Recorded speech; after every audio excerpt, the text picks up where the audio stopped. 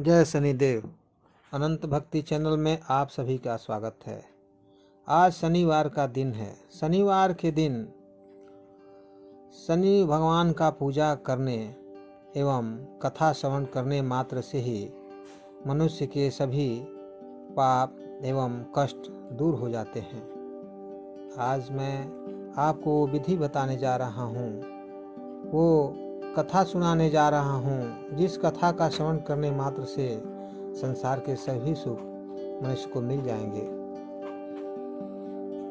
ग्रहा गावो नरेन्द्राश्च ब्राह्मणाश्च विशेषतः पूजिता पूजयन्ते ते निर्हन्त्यन्तमपानिता। पाठ करने से 9 ग्रह यानी सूर्य, चंद्रमा, मंगल, बुध, गुरु, शुक्र, शनि, राहु, केतु, गौ, राजा एवं ब्राह्मण सभी प्रसन्न होते हैं। शनि स्तोत्र का पाठ किसी भी दशा में अशुद्ध नहीं करना चाहिए। इसको करने से पहले सभी व्यक्तियों को उस कथा के विषय में समझना जानना अति आवश्यक है। इस कथा को स्वयं महाराज दशरथ, जो एक चक्रवर्ती राजा थे और वो स्वयं श्री रामचंद्र जी के पिता भी थे, उन्होंने भी कहा था और सुना था। और व्यक्ति को हाथ में जल पुष्प लेकर शनि भगवान का शनिवार के दिन सुबह ध्यान करना चाहिए। यदि वो कहीं अन्यत्र हो, पुष्प की व्यवस्था न हो, तो हाथ जोड़कर भी उनका ध्यान किया जा सकता है।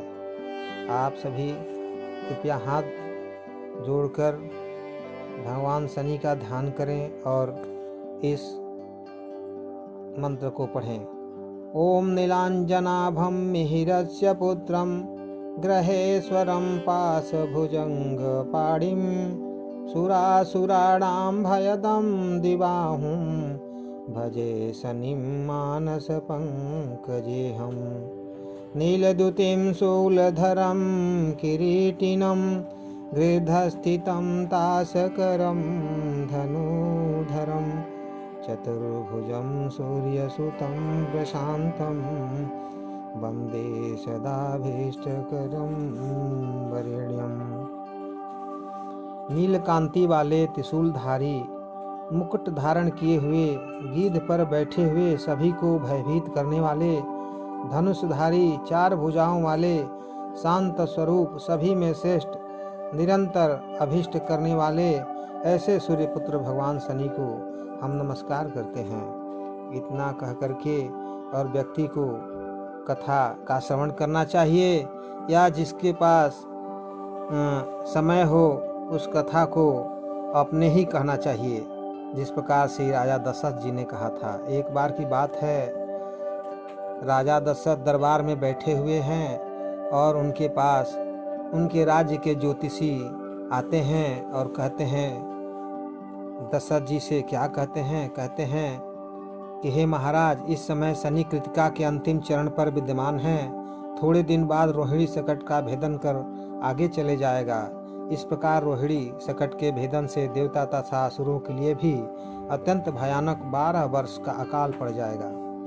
महाराज दशरथ ने मंत्रियों के साथ इस बात को सुना एवं देखा कि पूर्ववासी तथा जनपद के सहित सभी लोग इस बात को सोच करके व्याकुल हो रहे हैं। उस समय सभी लोग इसी बात की चर्चा कर रहे थे कि यह बहुत बड़ा भय उपस्थित हो गया है।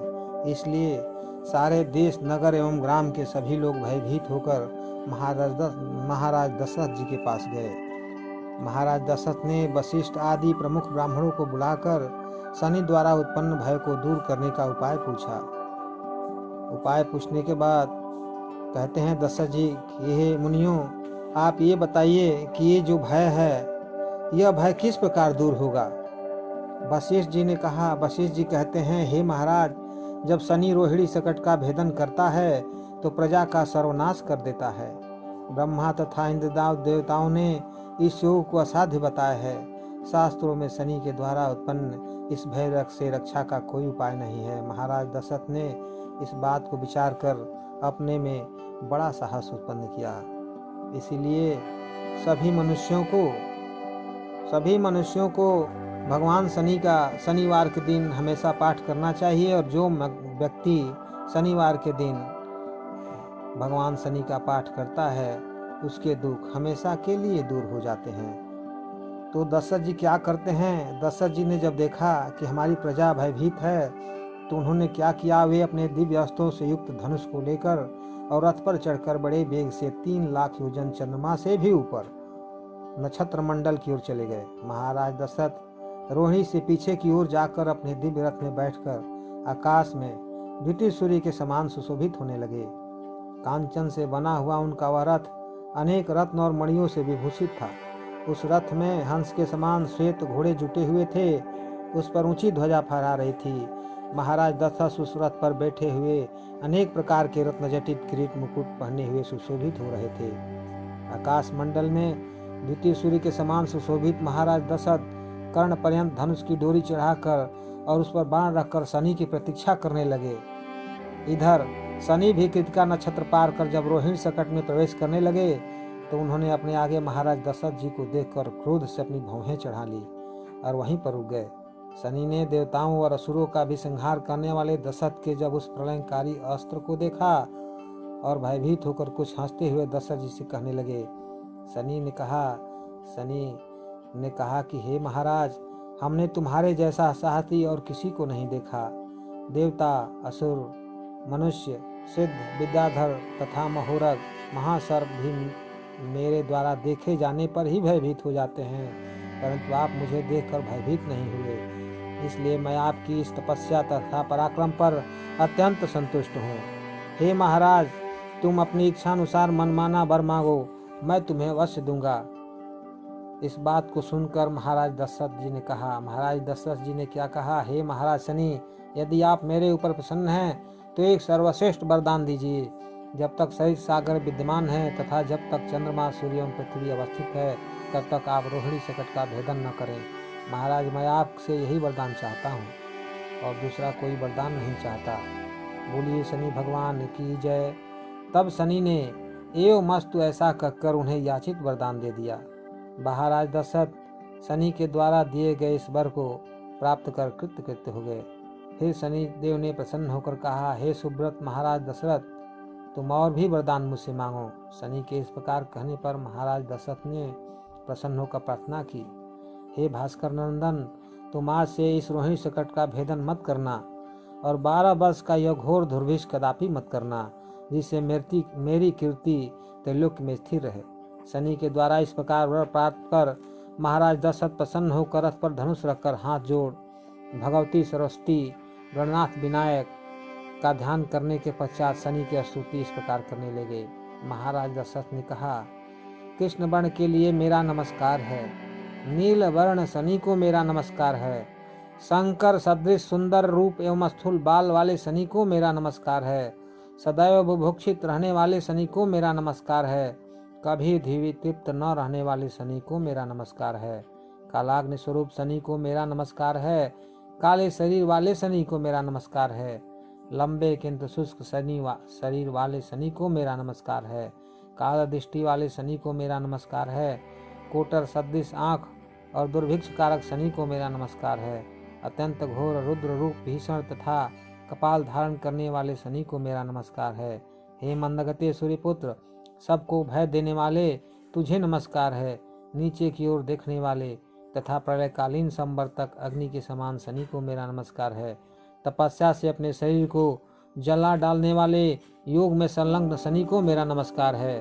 ज्ञान चक्षु सूर्यपुत्र शनि को मेरा नमस्कार है। हे भगवान शनि, तुम प्रसन्न होने पर राज्य दे सकते हो, पर अप्रसन्न होने पर तुम तत्क्षण राज्य का नाश भी कर सकते हो। सबको भक्षण करने वाले हे सूर्यपुत्र शनि, आपको मेरा बारंबार नमस्कार है।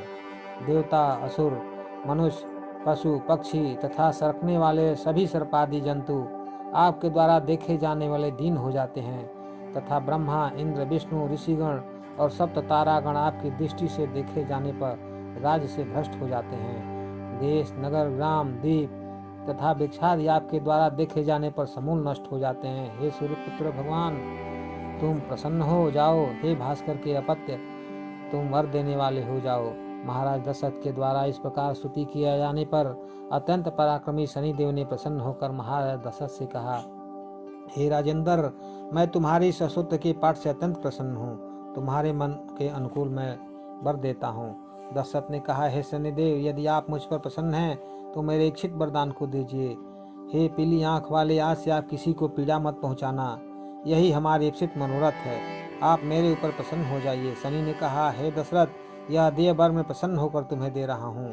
तुम्हारे द्वारा कहे गए यह सूत्र का जो देवता, असुर, मनुष्य, सिद्ध, विद्याधर तथा मुहूर्त पाठ करेंगे, उनको मेरे द्वारा होने वाली पीड़ा कदापि न होगी। मृत्यु स्थान, चतुर्थ स्थान, जन्म लग्न, एकादश स्थान तथा द्वितीय स्थान में, गोचर, जन्म काल, महादशा तथा अंतरदशा में मेरे द्वारा उत्पन्न अनिष्ट शुद्ध मन और पवित्रता से तीनों काल में इस अस्तुता का पाठ करने मात्र से निश्चय ही नष्ट हो जाएंगे, और इस अस्तुता का पाठ करने वाले को मेरे द्वारा दी जाने वाली पीड़ा कदापि न होगी। हे राजन, लोहे के चतुर्भुज हाथ में धनुष, शूल, बाण को धारण करने वाले वरदायिनी मेरी प्रतिमा का जो लोग पूजन करेंगे, मेरे इस मंत्र का 10,000 जप कर दशांश काले तिल, समी के पत्ते तथा घी में डुबोए हुए नील कमल के पत्ते से जो लोग हवन करेंगे तथा मेरे द्वारा उत्पन्न अरिष्ट के विनाश के लिए घी से युक्त शर्करा तथा पायस से होम करेंगे, उन्हें मेरी पीड़ा कदापि न होगी।